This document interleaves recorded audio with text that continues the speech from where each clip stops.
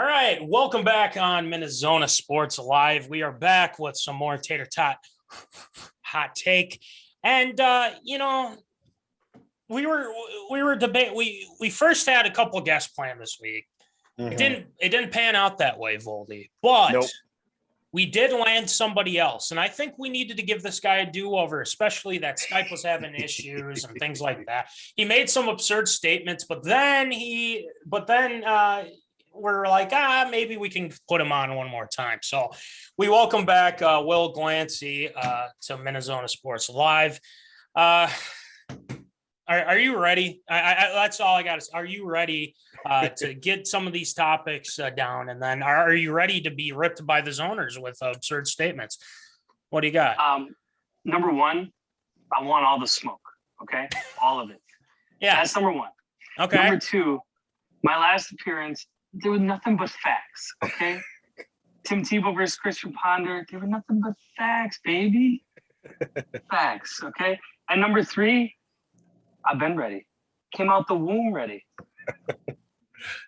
See what we have to deal with. I mean, this happened in college too. Who was it? I think it was Randy Moss who said he don't stretch because he's always ready. I didn't even stretch. Well, the thing is the comparison you and Randy Moss right now, it's not applicable. Yikes. That's just, I don't know about that. He may have a step or two on me at his current age, but I think I might have a shot. Maybe. Okay. You're on absurd statement watch already. Absurd statement watch already.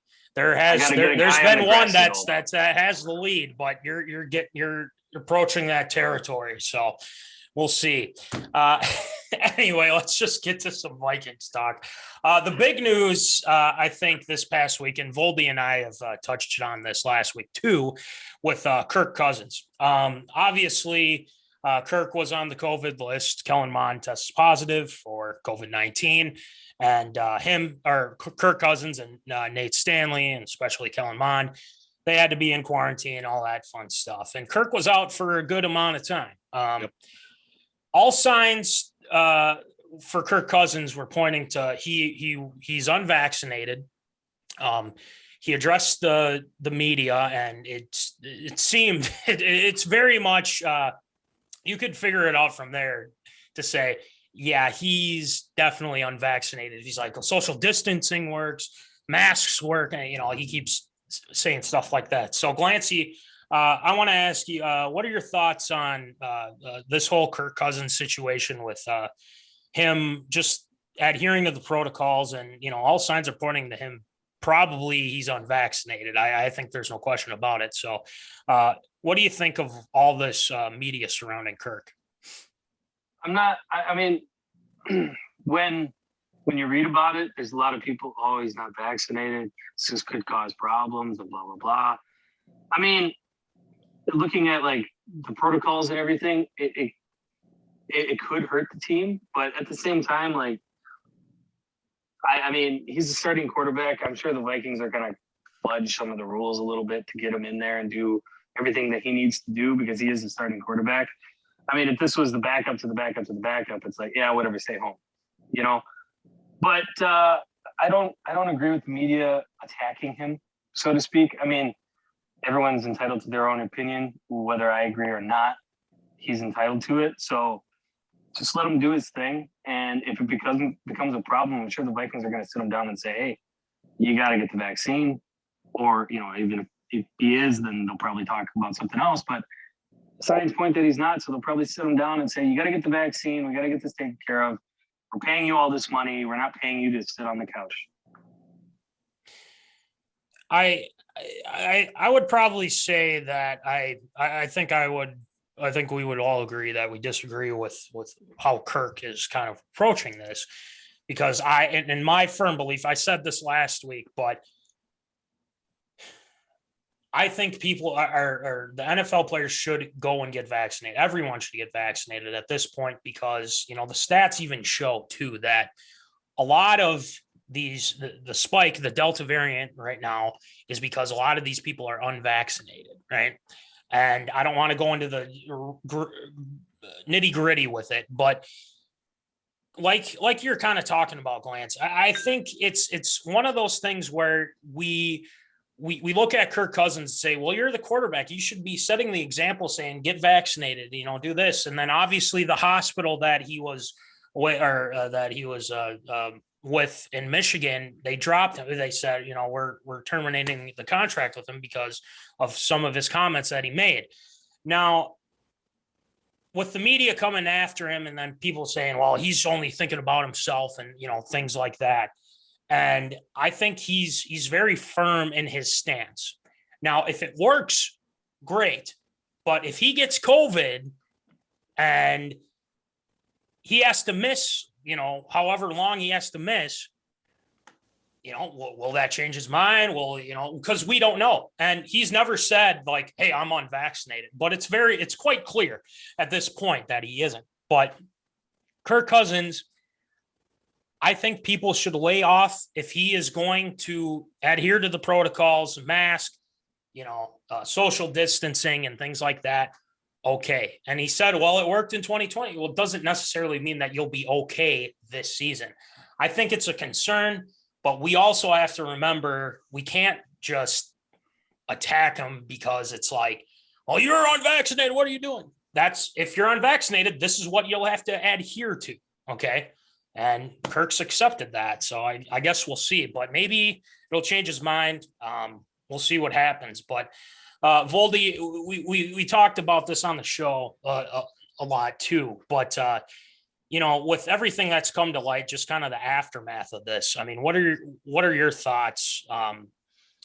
Going into the season. I mean, does it make you a little bit worried? Does it make you kind of like, okay, I think he'll be fine type of thing, but makes you a little uneasy, doesn't it?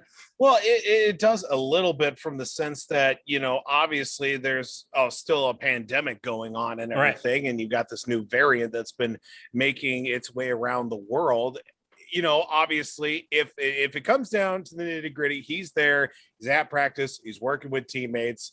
If he's not vaccinated, that's his decision. I'm perfectly fine with that. But when he gets sick and he gets COVID, who's to blame?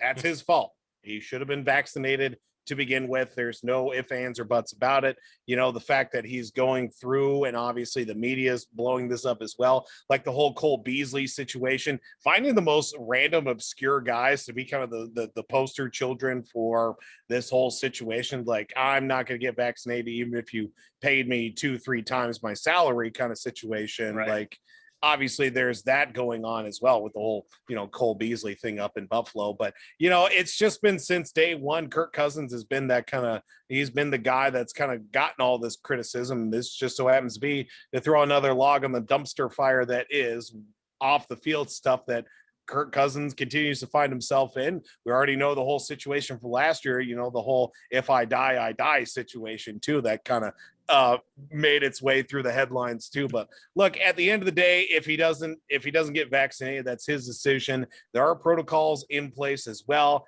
That throws a whole wrench in the situation. He gets sick, he gets COVID. Well, that's his fault at the end of it all. Exactly. And I think you put it beautifully. It's like you said, it's his fault if he gets, COVID, but we don't see him going out to nightclubs and partying and having all these people. I think he probably goes to practice. He goes home with his kids, with his wife, and he's fine. Lord, I hope so. Let's hope. Yeah. One would hope. And I think he's adhering to the protocols and things like that. So that's good to hear. But then again, you can social distance all you want. You can, put on a mask all you want to. You can still contract the virus. So I think that's something to put into perspective too. But like we're all saying, let's just think about this for a second and say, okay, if he's doing what he's supposed to do, then we shouldn't worry, but there's always that outside chance that this is going to happen. So, if it could cost the Vikings a game or two. I mean, it could. It very well could. Yeah. So we don't want that to happen. And that's the big thing. So anyway, we wanted to kind of get to that, and we got everyone's thoughts on it. So that's perfect. All right. So obviously kind of the big news from last week, Justin Jefferson has a shoulder sprain, AC joint. I believe most of us saw the video with JJ.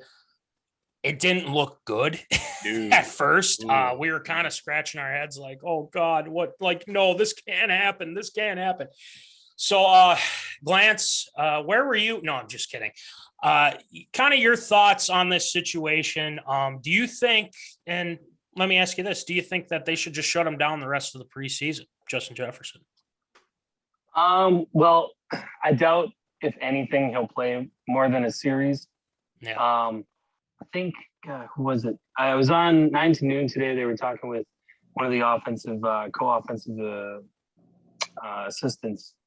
Mm-hmm. And they were talking about they're probably not going to even play the starters and just get a look at the guys that they couldn't get a look at last year, which makes sense. We finally have preseason, albeit it is preseason. It's not a regular game, but it's still football. I think you just let him practice, let him work his way back slowly, maybe a series, and that's it. I mean, from all reports, it sounds like it's not going to be serious. He'll be ready to go week 1, and that's really what you aim for.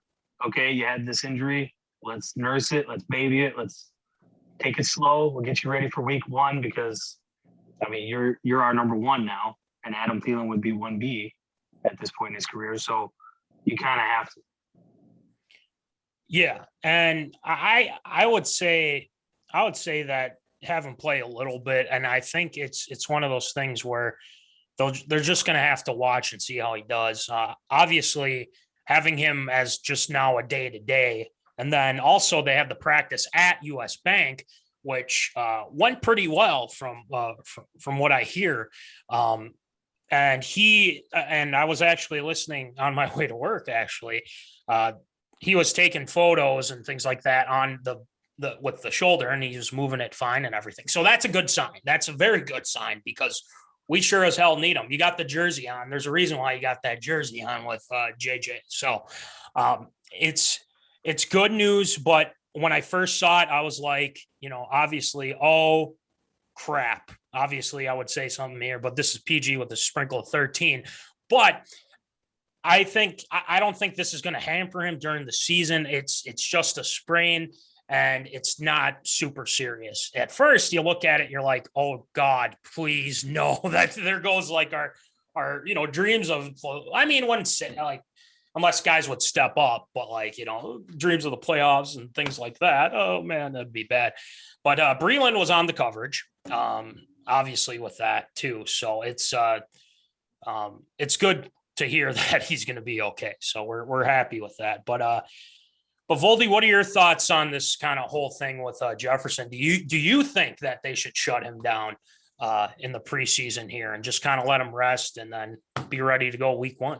Yeah, I'm kind of in the same realm with Glance here too. It's like if he's not going to play more than, at most, I wouldn't even say a quarter of this whole preseason, just because of the fact we're down to what now 3 preseason games as opposed to 4. Because first 2 games you'd play a series the first game, second game you'd probably play a quarter, then you'd go like a full dress rehearsal for the third one, and then game 4 it's just all watching the scrubs fight out for those last handful of positions that are going to be and practice squad guys too. But if he plays more than a quarter, I'd be fine. But if it ends up being a series or 2 in the preseason, I'm perfectly fine. I'm sure he wants to be out there. He wants to get, game ready as well with a full preseason as opposed to just jumping right into game 1, week 1. But if it ends up being that way too, I feel like it'll take him maybe a game, maybe a half. Who knows? I mean, we jumped out right away. It took, a half of game number 1 for us to see the true potential that was Justin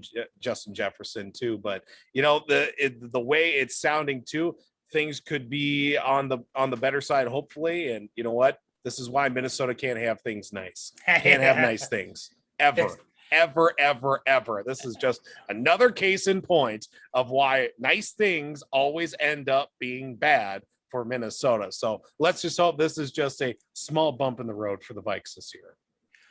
Well, when you think about it, Minnesota nice but we never get anything nice. Exactly. And like you were talking about, I mean, that's just kind of how it is in Minnesota, but we dodged a bullet. I think we could agree on that and whatnot. But, aside from the injury, I kind of want your thoughts on this too, Glance and Voldy. What is kind of the main thing for Jefferson? Then we're going to move on to Twins here. But for Jefferson, obviously he has this stellar rookie year. Should have won Rookie of the Year, but that's a different conversation for another time. How do you guys think that he'll avoid a sophomore slump? Because, there have been some, players that have this really good rookie year, but then they kind of start to decline, start steadily going down, and then they come back. How does Jefferson avoid that sophomore slump is what I'm technically asking here. Obviously 100, total over 114,000 yards last season, most by any rookie in the Super Bowl era. Teams are going to key in on him. They're going to, make adjustments. But when you have your boy Thielen, our boy Thielen, going too, I mean, it's going to be hard to try and stop both of them. Irv Smith is having a great training camp too, so we got to factor that in. But Glance, what are your thoughts? How does he avoid the sophomore slump that, people kind of talk about? And, I think they overanalyze too, but what are your thoughts? I think as far as numbers go, it's not going to be, the numbers are going to be down, but like yards per catch, yards per, after, yards after the catch. Yeah. Those are going to be good numbers. I don't think he'll have 1,400 and everything, because I think more so you're going to get D.D. Westbrook, and he's going to get in there and he's going to take the top off. You're going to have Adam Thielen shaking dudes. Because let's remember, I don't mean to cut you off, but Voldy and I talked about this on the show too with Tajay Sharp. We thought, Tajay Sharp's going to be a nice compliment to Thielen. He played one game, made one appearance, I think, Voldy, like we said. Yep. But D.D. Westbrook, I think it's going to be a lot more different. But please continue. Yeah, well, D.D. has a better track record than Tajay Sharp did as well. But the same thing too is that there's only one ball, and you got all these playmakers. You're going to have Cook coming out of the backfield. Yep. They've been running Wildcat now, so there is that. You got Irv Smith. You got Tyler Gronklin. Yes, I said it. And there's only one ball. So, you heard me. I like it. I like where your head's at, Glance. I like that. That's got to be proven. And you got to have a long career with that too. So let's not get to that absurd statement point now. Like I love Conklin. One ball to go around. So the numbers are going to be down, but deep dive on the numbers, his numbers are still going to be solid. It's just not going to be 1,400 yards, 10 touchdowns type of the season. Right. So, but anyway, I mean, if I think Conklin is showing a lot of promise these past couple seasons, so I like what I've been seeing. So that's another weapon to add on, with the offense. And like you said, there's a lot of pieces in this off. Cook, you got Irv, you got Thielen, D.D., BB as well. And then let's not forget Amir Smith-Marset. I mean, that guy has been having a good training camp too. So there's options, as the Kirk doctor likes to say. So Voldy, I asked the same question to you. How does JJ avoid the sophomore slump? Yeah, I think the first thing is just being healthy is the thing too, going into the start of the year. Obviously the shoulder thing is going to be something to keep an eye on as well. If it gets aggravated early on, that's going to be in his mindset at the beginning of the year too. But being healthy is certainly the first one as well. Is just being comfortable with what Glance has been bringing up too. Is the numbers are definitely not going to be the numbers that they are going into this year too. There's a lot more viability this year too when you factor in that obviously that the tight end situation is going to be hopefully a little more prevalent than it was with just Irv Smith, and then occasionally you might see one or two catches from Rudolph a game, if not in a 2-3 game span, maybe a touchdown out of the tight end position. running game is going to be as solid as it can be with Dalvin, and also you throw in Madison in there as well to counteract that balance. If anything, the receptions might go down, yards per catch might go up just a touch too. If they try to extend the field, you get Thielen in the mix there as well. Having that true third receiver is going to also be helpful. So everything might balance out a little bit more in that. So it's a little bit more even in some regards, but I'm excited to see what the second year can do. Also coming with a veteran wide receiver coach in, Keenan McCardell, who's been there top to bottom, good teams, really bad teams, everywhere in between too, to help guide a young receiving core with like the likes of D.D. Westbrook, who's been in the league for a few years, and then also with JJ as well, to be able to push him in the right direction, if not to be continue with the numbers he's put up, but also continue to be at that professional level too. Exactly. And I think, like you said, I think the numbers will be a little bit down. But I think it'll go over 1,000. I really do believe that, just because, the amount of how they're going to be able to run the ball. And that's kind of the main thing. And yes, with the Dennison situation, I mean, he's still going to be around. It's going to be Rauscher kind of taking the helm with the offensive line. But I also think too that, they're going to have new wrinkles. It's not like Clint Kubiak's going to be like, all right, Dad, I'm going to take all your plays and put them into mine. I mean, yeah, you can, pick and choose, but add some more wrinkles to it so the defense is caught off guard is all I'm saying with that. So we'll keep our fingers crossed. I think he's going to have a great season. I think he'll, after, he gets healed up from this injury, he'll be okay. And hopefully everybody's healthy. That's kind of the main thing. And obviously with Michael Pierce with his calf, hopefully he's able to go too. So we'll see what happens. Training camp so far has been okay. And, first preseason game this Saturday. So we'll keep in tune with that. All right. Let's move over to a team that really doesn't have a lot of hope right now. The Minnesota Twins. The trade deadline has come and gone. Jose Berrios has been traded. Happ has been traded as well.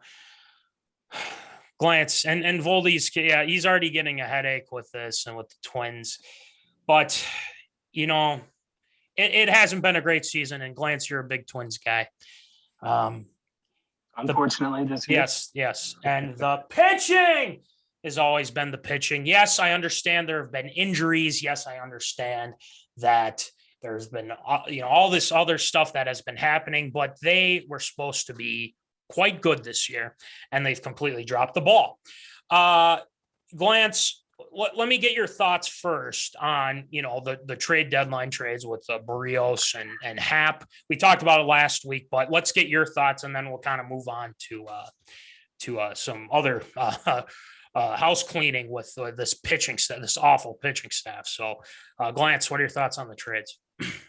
Yeah, it's unfortunate that Berrios had to go, although I do like what we got in return for him. Although sending him to the Blue Jays, it was more for us than it was for him, obviously. Blue Jays aren't going to go anywhere, not in that division. But I like what we got in return. I'm hopeful for the future. It's just very unfortunate that we had that the season fell the way that it did. A lot of injuries. Pitching was terrible. Closing, the bullpen. Oh my God. Yeah, I'm with you, Voldy.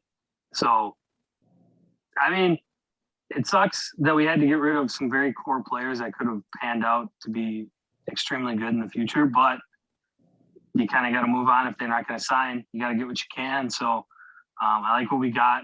I'm excited to see what we got. They're top prospects, so if anything, they should at least be quality players. So it's something to look forward to, at least, which I kind of feel like we've been doing that since about 2010 with the Twins, but it's a cycle.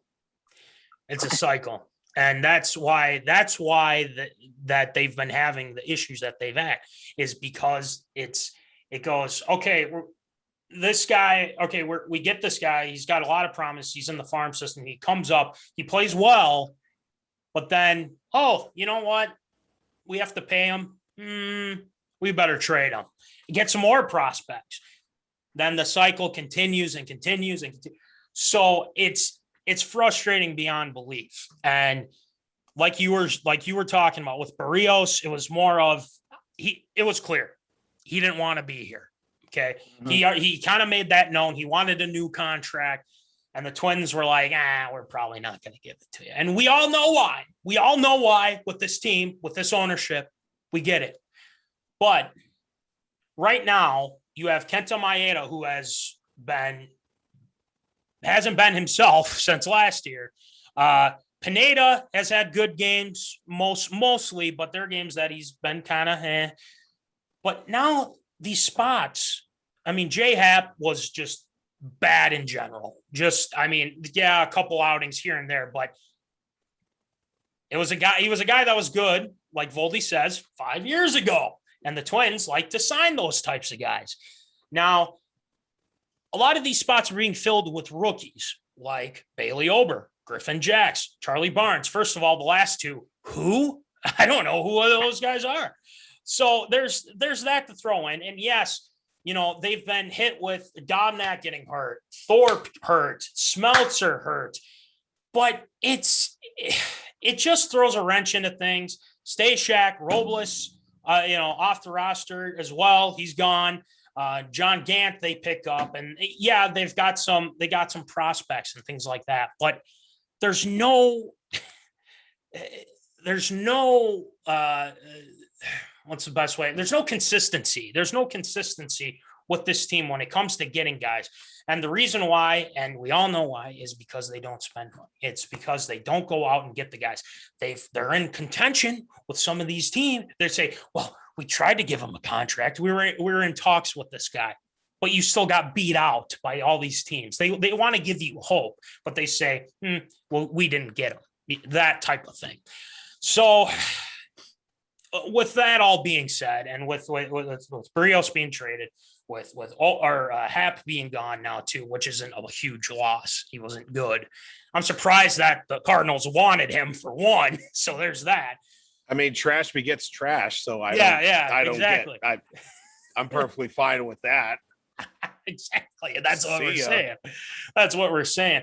But Glance, since we have you on here, obviously this is a lost season.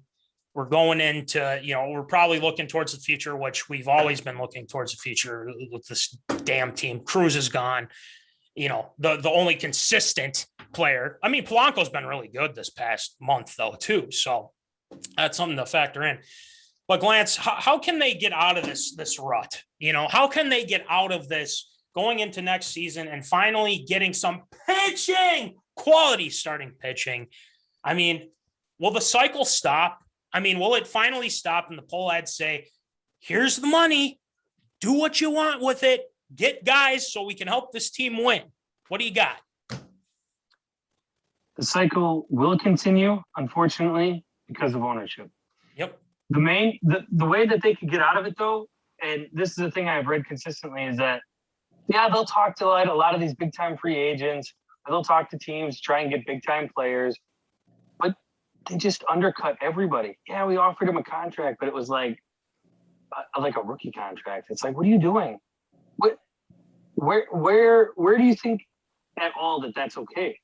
He's not going to sign. I mean, he may look at it, laugh, use it as toilet paper, and then throw it away. Like, they keep doing this to everybody. Like, who was it? A couple of years ago, Voldy, help me out. Was it Bumgarner you're thinking of? No, Japanese pitcher. Oh, Darvish. Yeah. Darvish. Yep, Darvish.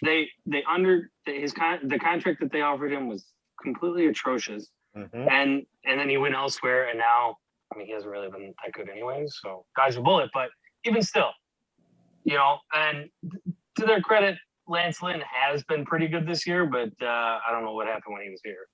I guess the water wasn't that good. He didn't have MJ's secret stuff.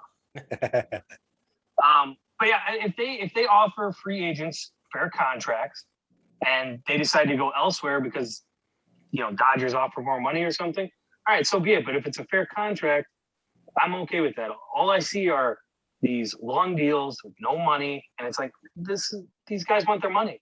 What are you doing? And especially if it's a top player, he's not going to take anything less. So, that's my main thing is they always do that. And then they always take forever to call up their prospects, trying to play the game where, if they only play so many games, they still don't have a year accrued. So they always play those little trick games. And it's like, just call them up if they're ready. And you can get them in the big leagues, get them acclimated to big league pitching, big league playing. And then they'll take off.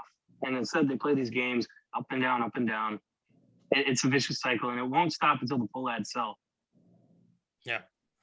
And the thing I want to add on to that, and I won't go too much off on a tangent here, but I want to get to Voldy too.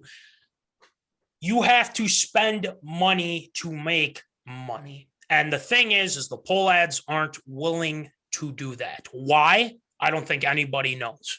I don't think anyone will ever know. Is because they're cheap. And like you said, Glance, they offer these contracts and they say, well, it's nothing wrong with money. It's nothing wrong with money. Well, the proof is in the pudding here, guys. You can't get anyone. You can't get anybody to come to this team, high quality guys, or at least trade for somebody. It's ridiculous. But here, we can get this Happ, at a cheaper price. And then what does he do? He loses us a bunch of games, right? And he plays terrible. So there's that to factor in too. But Voldy, let me ask the question to you now. Will this cycle be broken? Can it be broken? Unless they, are you on the side of Glance here and myself saying it won't stop until the pull ads sell the team? What do you think? Well, I'm just going to repeat a statement that's probably never been said before, at least on this show. It's like, I just got to keep agreeing with Glancey on this one. It's just the fact that the cycle is just ingrained so far deep into this Twins organization with ownership and just complacency that's the reason why you see the vicious cycle that is, 2-3 years of 80, 90, 100 lost teams. Then you get 2-3 years of 80, 90, 100 win teams if we're lucky as well. Start getting a couple good players, maybe make a couple of nice trades, maybe sign an aging free agent that was good. Again, 5 years ago in a lot of respects, except for Nelson Cruz, who is, Benjamin buttoning his way through the major leagues and just going reverse on everybody. As he gets older, the better he gets. And then you get these pitchers that, again, are just no good by the time they get here. They're in the twilight of their career, unless, if they're lucky as well. Bartolo Colon is a bit of a misnomer in all that as well, that one season that he was here with the Twins too. And, it's hard to get exciting about the pitching and these prospects just because of the fact that, we did get these top prospects from Toronto for Berrios, but after Berrios, what do you got? You got literally nothing after that as well. You got, a couple of guys that were good, again, 5 years ago, except for Kenta Maeda, who's been kind of, up and down as the year has gone. Happ was garbage. And then you get guys that were promising with the likes of Smeltzer, then also Dobnak, Lewis Thorpe, and then they get hurt. They were hurt for a good portion of the start of the year to begin with. Then you throw in Shoemaker, who never really promised to be much to begin with, and you throw in these rookies as well. There's just no real consistency out of all of it. And like we've been saying as well, in order to get where you need to be for a Major League Baseball team, you got to go out there and you've got to get these free agents, these guys that want their money, and that's what they want. They want money, and they want to feel like that they're going to get what they want out of the whole deal and be able to compete. And that's one thing that Minnesota probably will never do with this current ownership group. And I almost think that Jose Berrios knew that they were going to lowball him. It just kind of shows, like, people know that that's what they're going to do. But they're like, look, we got Josh Donaldson. Well, the guy can't stay on the damn field. Good Lord, there's that to factor in too. So it's frustrating beyond belief. But again, the cycle will continue. I'm agreeing with both of you now. Absolutely. The cycle is going to continue unless they just, they say they're disappointed in the season. And, Jim Pohlad, I think, was talking about it. But guess what, Jim? Guess what? you're showing right now that you don't give a rip. You might say that you don't.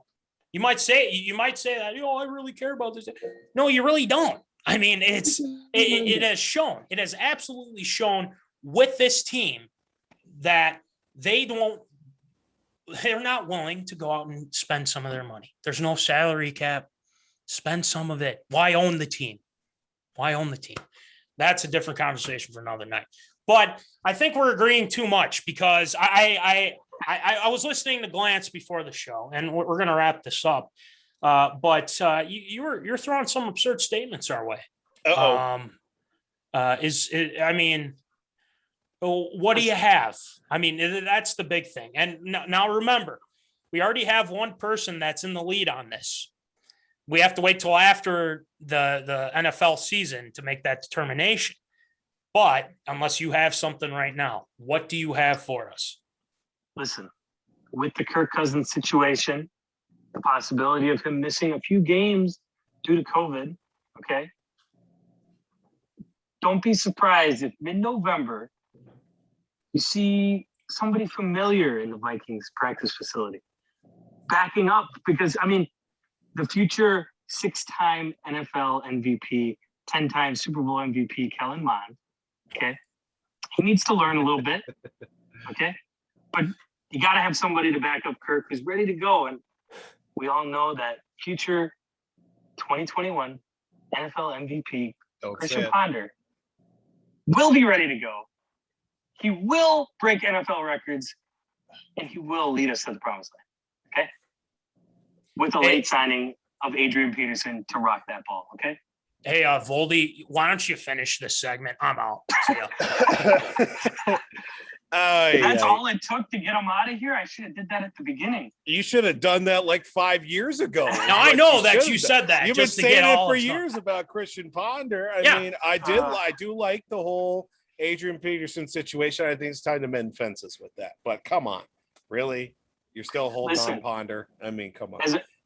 In a real sense, the Vikings should sign Adrian Peterson because I don't think we have a real goal line running back. Well, you know, like a 1 yard, we need him to get that 1 yard. Dalvin can get it, but he's not a real powerhouse running back. Where Adrian Peterson, guys still, they jump out of their cleats and ask for their mom when he is running downhill. Well, you got CJ Ham. You won't have to worry about that. Right? But they never give him the rock. That's the unfortunate part. Well, because he's a fullback. I mean, you know, because you'd give him the rock. I mean, to switch things up, thinking they're going to go to Dalvin and then give it to Ham. I mean, but that's not going to happen. They're not going to sign Adrian. Like if it's fourth and goal from the half-yard line, we've seen what's happened in the last year. They're trying to finesse their way into the end zone. Yeah. I wouldn't be opposed to it. Give AP his 5 carries, 5 carries, 4 yards, 2 touchdowns a game. And if it just so happens it ends up, look, I'm sure he's all about collecting his pension now at this point and trying to pad some of those stats here before they give him the gold jacket at 5 years after he retires. Because I mean, in my mind, he's a first ballot Hall of Famer in my mind. Yeah. Let's give him his due, put him back in purple, let him score a few more TDs and ride off into the sunset the right way. Let's not avoid the fact that what Glancey just said. Okay, obviously what he just said with Christian Ponder, and he still thinks that he's going to be. He hasn't played in the league 4 years or something like that. Come on, man. At least it's like 7 or 8 now at this point. Listen, in all honesty, it's just his draft position that really derailed his career. Yes. You take him in the first round when he was really second, third round. Right. And that might even be a stretch. Okay. You draft him later, you let him blossom. And next thing you know, you got AP going for 12 to 15 touchdowns while Ponder's throwing for 30. Jeez. I mean, tell me I'm wrong. There is another quarterback that was taken perfectly for his career. And now he's, what is it? 7 Super Bowls deep now? I'm just saying. You see, I always hold my breath thinking, maybe this time when he comes on, he won't say anything absurd. But that's just wrong. That is just so awful. Wrong. That is awful. But the thing is I know he doesn't really believe it, but there is one. I mean, it's close. I mean, we could change it, but I know you don't believe that. I know you don't believe that. So you're laughing. See, that's what I'm saying. On a real note, you ready? This is a real one. Okay. There is a disgruntled wide receiver whom I don't want, but I would not mind coming out of the slot. He's down in New Orleans. Okay. Oh, for God's sake. Salary's a bit high for me, especially if you only don't say it. Routes. Don't say it. But I wouldn't be opposed to a decent trade for Michael Thomas. Sounds like New Orleans Saints want to get rid of him anyways. So why not give him a low ball? I don't want that crybaby here. We already have two guys that are fine. Two guys. He's a proven middle of the field wide receiver with Thielen. I mean, he could still go deep. You got Jefferson who could go deep. It's a perfect marriage. And who better to take Slant Boy and put him in his place than Mike Zimmer? Fair enough. Take him, bend him over his knee, and he'll spank him like a baby. I think there are rules against that. I think there are rules against that. I think bringing him in is just worth the price of punishment alone as well. They're going to be well over the cap. Worth it. If it won't happen, first of all. But yeah, true. I mean, yeah. All right, I think we've had enough of your absurd statements for this segment. That's a legit one. That's legit. I mean, come on now. You really think they're gonna say, well, yeah, let's Michael Thomas, and everything like that? That's not going to happen. They would have to they would have to pull off a miracle to get Michael Thomas. No, what have we seen in the past 10 to 12 months that has proven that the Saints are going to keep him long term? All he is a problem for Sean Payton and ownership and the front office. And at some point, they're going to say, this guy, we got to figure something out. We got to get him out of here. And that's when the Vikings swoop in and go, you got a problem? We'll take him. Look, if they trade him, the thing is I could care less what happens to those damn Aints. Okay. I could care less. If they trade Thomas, fine, and he has a great career somewhere else, fine. But he is not coming to Minnesota. He's not coming to Minnesota. Okay. Let's just put it like that. It ain't gonna happen. I'm telling you, and you go, hey, you guys got a problem in the locker room. Listen, you pay a good majority of that salary, we'll take them right off your hands. It's happening all over the league. Yes, I think the Falcons still had to pay a portion of Julio Jones to get him out of there. I mean, yeah. I mean, I'm just saying. I'm not saying what I'm saying. All right. Yeah, I don't even know. He might be a problem in the locker room if we bring him here too. So Diggs, when he was last year, things were not great either. So not saying it's not saying Zim can't do it. Just saying, ain't gonna happen. Just putting it that simple for you. Well, yeah, and Diggs, I don't know. Diggs is different. He's a little bit of a different animal. He's more of a passive aggressive Minnesota style. Okay. Yeah, I get that. Yeah. Right. But anyway, it's coming. It's coming. That he's leaving New Orleans. Oh, that's goodness. a fact. We'll see. Anyway, Glance, thanks for coming on. We appreciate it.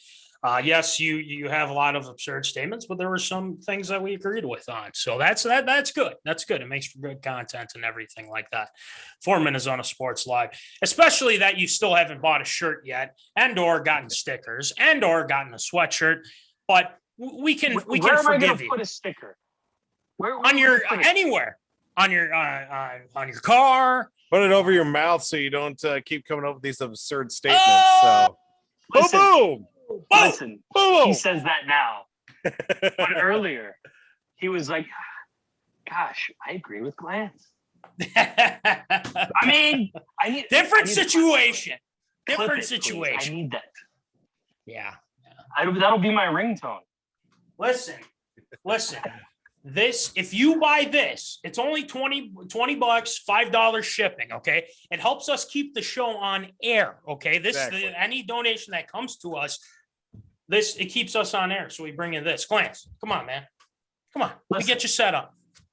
Listen, you want to stay on air? I'll fire off a couple texts. We'll get Brett Favre in here. How about that? Yeah, okay. That'll work. Now, that'd be great if you pull that off, but I don't know. That we still have tried to get Kate Upton on, and that still hasn't happened yet. But we're still in talks. Do you want me to go get her right now? I'll go. She's right over there. Yeah. Okay, bud. All right. Anyway, Glance, thanks for coming on, and we'll have more absurd statements later on. So.